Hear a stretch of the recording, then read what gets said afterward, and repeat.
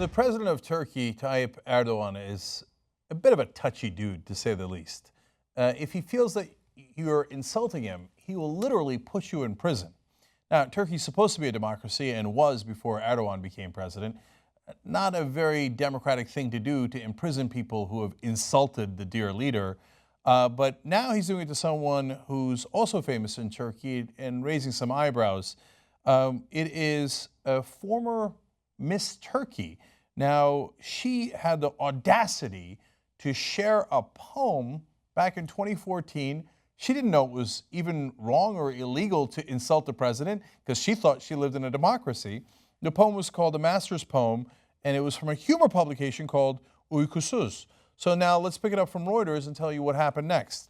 A former Miss Turkey was handed a 14-month suspended prison sentence on Tuesday for insulting President Tayyip Erdogan through a poem she shared on Instagram, the latest of at least a dozen Turks to face such a sentence.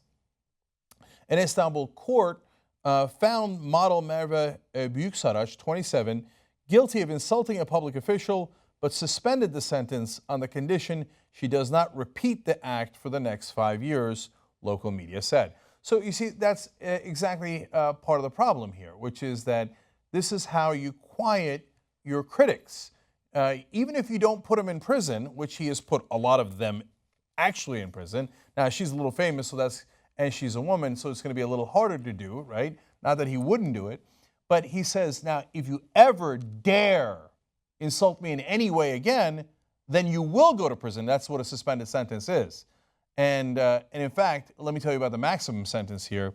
Insulting the president is a crime punishable by up to 4 years in jail in Turkey. The law was used infrequently until Erdogan won the presidency in August 2014, since which time prosecutors have opened more than 1,800 cases for insulting him, including against cartoonists, journalists, and teenagers. In fact, it's been at least 1,845 times that he's done this. He's finding kids on the internet who shared a simple poem about him and going, "That's it, I'm coming after you with the full force of the law." That is not what presidents do. That is what people who don't live in democracies and rule as a dictatorship do. So if you can't understand that, it's not our fault, it's your fault. Now, I'm sorry, I don't mean to be insulting you, but do you not understand that you look comical when you do this to the rest of the world?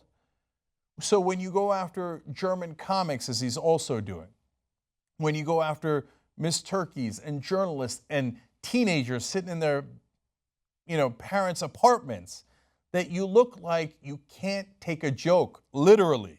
You look like you're a person who's not interested in dissent, in opinions, in an open and free society. You look like you'd like to shut down all dissent, all opposition, and not live in a democracy.